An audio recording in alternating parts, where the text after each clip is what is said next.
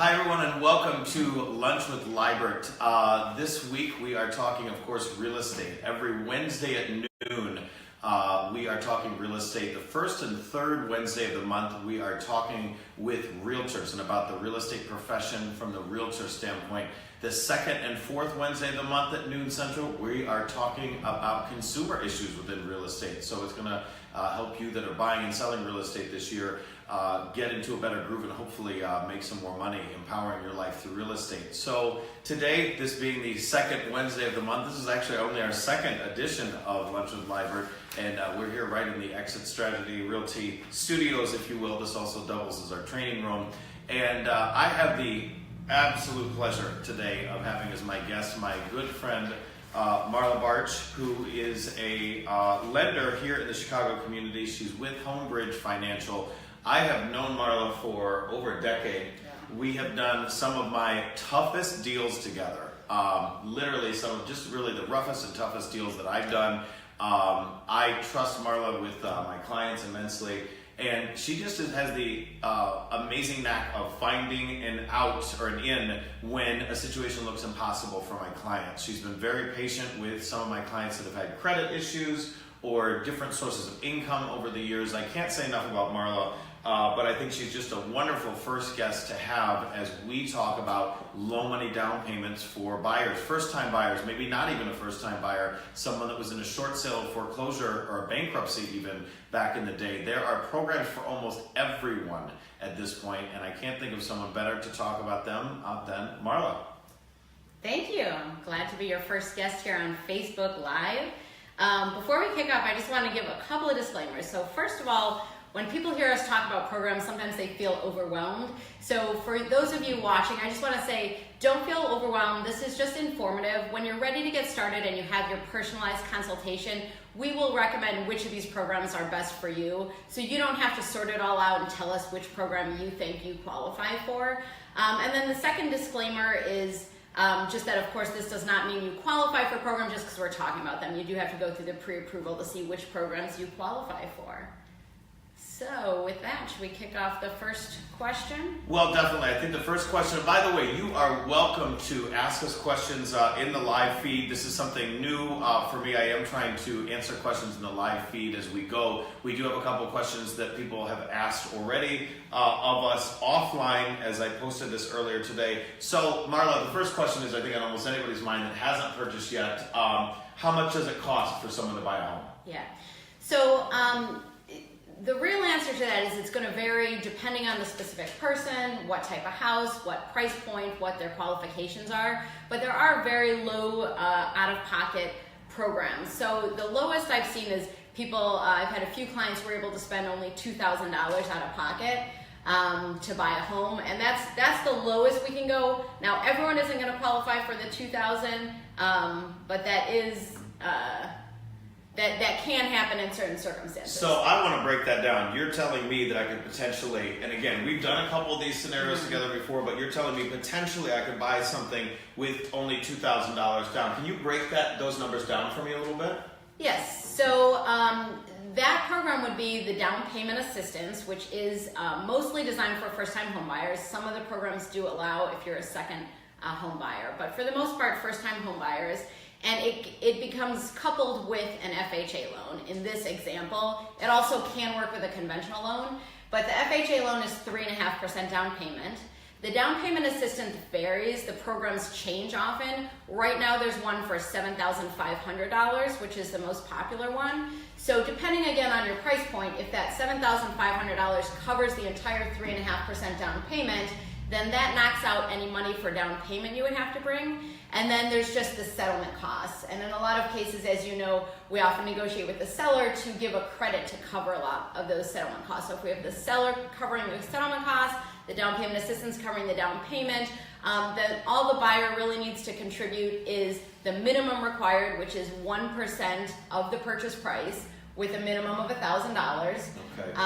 And then usually there's also a little extra fees for the home inspection and the appraisal. So that's how we get to the $2,000 in the cases, again, where those numbers work out that. Okay, so just to break this down, we have an FHA 3.5% down, which we know about. and we're saying that potentially an IHDA is the program that you're Right. referencing. What does that stand for? So it's Illinois Housing Development Authority. Okay, got it. Illinois Housing Development Authority. So there's some other down payment grant programs you may hear about out there. This is probably one of the easiest, I shouldn't say easiest ones to qualify, but the most well-known that you're going to be able to talk about if you're an agent with your client or if you're a client directly with us. So IHDA would cover the 3.5% of the FHA down payment, which obviously means the property would need to qualify for FHA.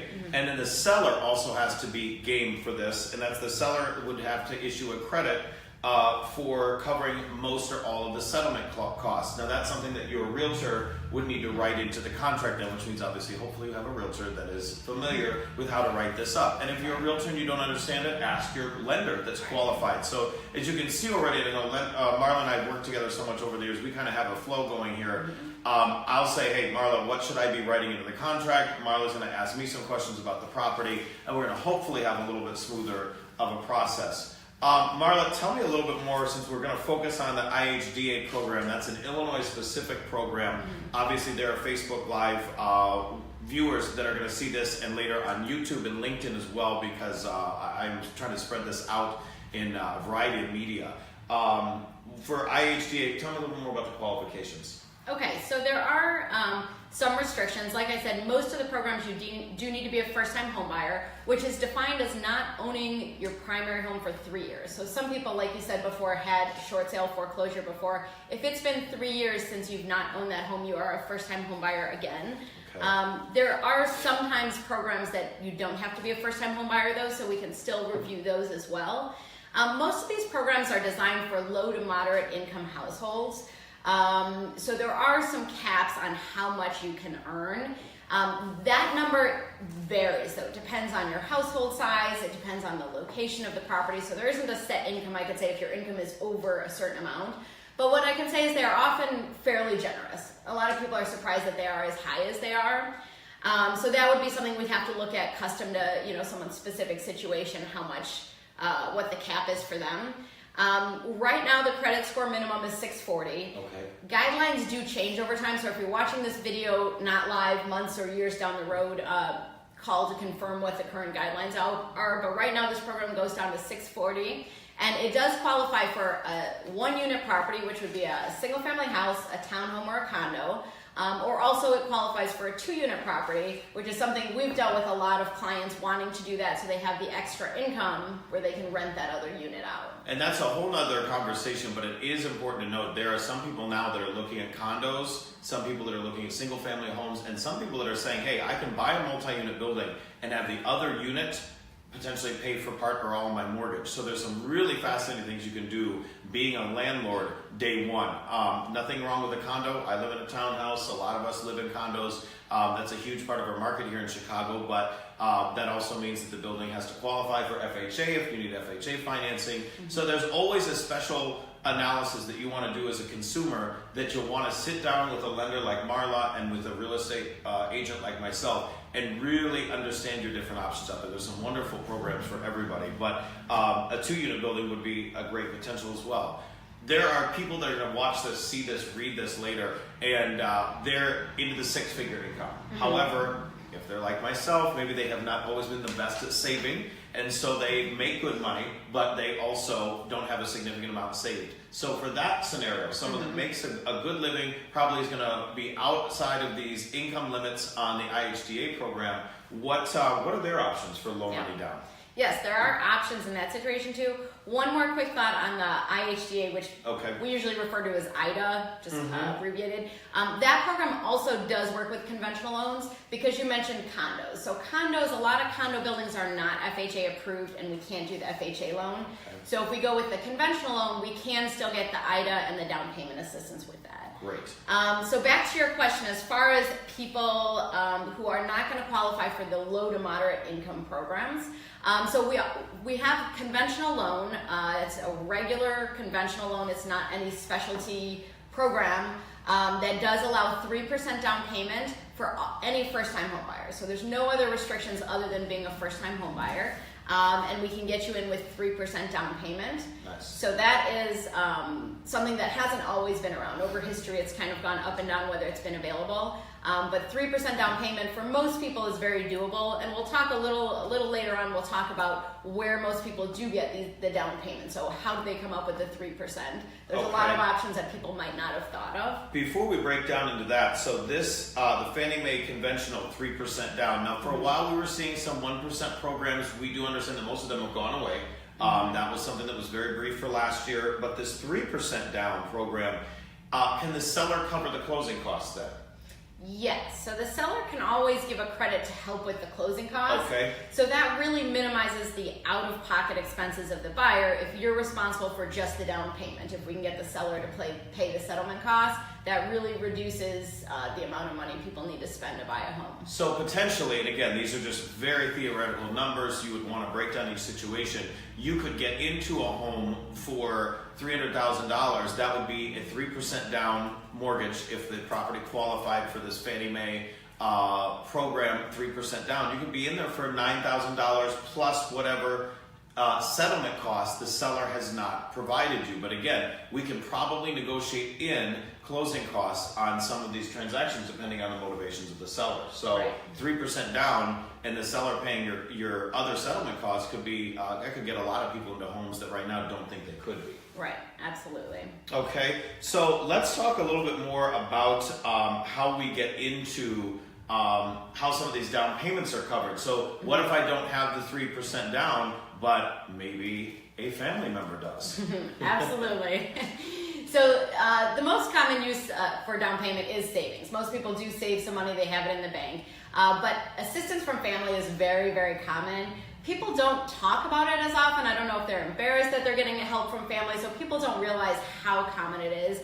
But I would say, I mean, I haven't run calculations, but I would say probably at least half or more of my first-time home buyers get some sort of gift money from their family. So that is a very, very, very common source of money. So that's something that, you know, families can discuss. A couple other things. Right now at this time of year, people are going to start filing their income taxes. So income tax refunds is another great source. Sometimes people get $3,000, $4,000, $5,000 out of that, and that's a good chunk of money right there for your down payment. And then another really common source is people's 401k retirement accounts. A lot of people have it through their job. It comes out of their paycheck every month. And so on the side, they're building money that they may not even be paying attention to. A lot of those accounts allow people to take a loan against it, usually for maybe up to about half of the vested amount in there. And they can take that loan, use it to buy a home, and then the payment to pay that loan back actually comes out of their paycheck, so they don't even have to think about it or worry about it. So that's another very common source of down payment that people use. Nice, wonderful. And then, so we've got kind of an idea there. And Marla mentioned a key fact here. You've got tax return season coming up, tax refund season coming up. Do not spend that on a flat screen or a new sectional when you can turn around and buy a new home instead and fire your landlord and stop making their mortgage payments and settle their retirement. You can instead start investing in your own. So that was some great comments. Okay, we've talked through some wonderful scenarios about, you know, people that have good credit scores, and you've got families giving you money. Let's talk about, you know, where a lot of the rest of us are or have been. There are people that have some credit challenges. What would you say to people that have credit challenges currently? Yeah, so depending on how challenged the credit is, typically people with credit challenges, either currently or historical, fit better into an FHA loan. FHA loan is way more lenient for credit challenges. They allow credit scores as low, I mean, I don't know what the actual minimum is. Our company will go down to 550, which is pretty low.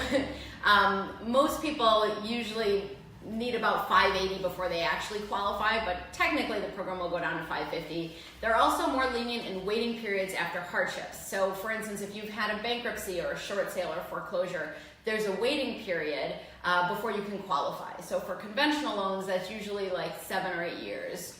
So an FHA loan, it's much shorter. So after a Chapter 7 bankruptcy, you can qualify after 2 years.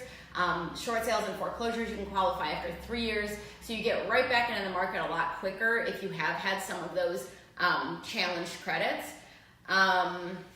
One misconception about FHA loans, people think that it is designed for first-time home buyers and people who low to moderate income, and that's actually not the case. Anyone can qualify for an FHA loan, and you don't have to have income under a certain limit. So this is another one that's great if you have those higher income amounts where you don't qualify for the programs with the income caps. And FHA, you can go up to 4 units total, correct?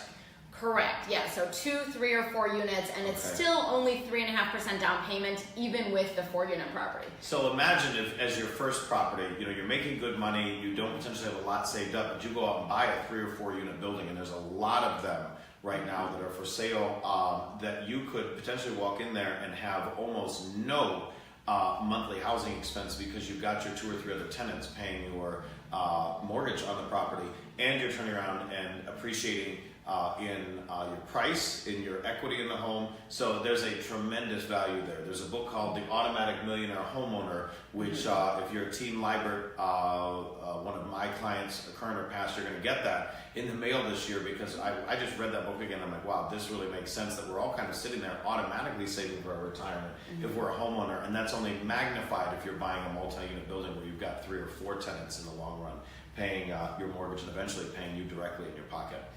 All right, Marla, a couple other questions and then we'll let you go. We know you're busy. What would you say is the most important step in buying in the home buying process? So this is easy, hands down. So in the age of the internet, people feel like they can research and learn everything and become an expert about anything overnight. And while you can learn a fair amount, you're not going to become an expert about buying a home if you've never done it. Or even if you've done it once or twice, you're not an expert. But people like Nick and I deal with this every day. So the most important thing you can do as a home buyer is hire the right team. So there are a lot of real estate agents out there. There are a lot of loan officers out there. They're not all equal. They don't all have the experience and the knowledge about the programs, the neighborhoods you want to buy in. So interview a real estate agent before you hire them. Make sure that they have the knowledge. Don't just hire someone because you know them from church or they're your brother's old roommate. Just because you know a realtor doesn't mean it's the right realtor. For most people, buying a home is their biggest investment and getting a mortgage is their biggest debt. So to have the right team of experts with the realtor, the loan officer, the home inspector, the attorney, everyone involved in the process, having the right experts is really the most important thing any home buyer can do. Nice, thank you. One last question for you. When should they start the process? So I typically recommend starting the process 3 to 6 months in advance.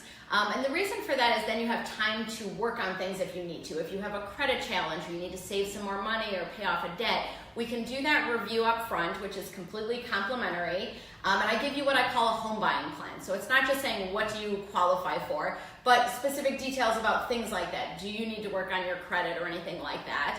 And so you have time to fix those things. So in some cases, someone might not qualify and might need to do those things. In other cases, someone may qualify, but they might qualify for better rates or better terms if they work on some of those things. So I like to have that 3 to 6 month gap so they can have that time to make those adjustments if they are needed. Nice. Well, Marla, thank you so much for being here today. Amazing content as always. You guys now know there's 3% down, there's 3.5% down, there's IHDA down payment assistance. You can have the seller potentially help you cover the cost of the settlement costs in the property. You've even got the potential to use your tax refund or some gift money from family. There is no reason why you can't become a homeowner this year while interest rates are still low. Marla's contact information is going to be in the bottom of this, not only the screen today, but also in the LinkedIn and YouTube video as they go up. I would love to have you guys actually come out and see one of my team's listings this weekend. We're going to do this every week. We got a property of the week at Team Libert. This week, it is Saturday from 1 to 3 p.m., 360 West Wellington, 12F. That's a beautiful high-rise building right off of the lake in East Lakeview. It's got some wonderful amenities in the building, but more importantly, that is a beautiful unit. 2 bedrooms, 1 bath. Only $279,900. You can meet Team Libert from 1 to 3 p.m. Saturday. Again, that is 360 West Wellington, Unit 12F. So thank you guys very much. We will be back next week with Lunch with Libert.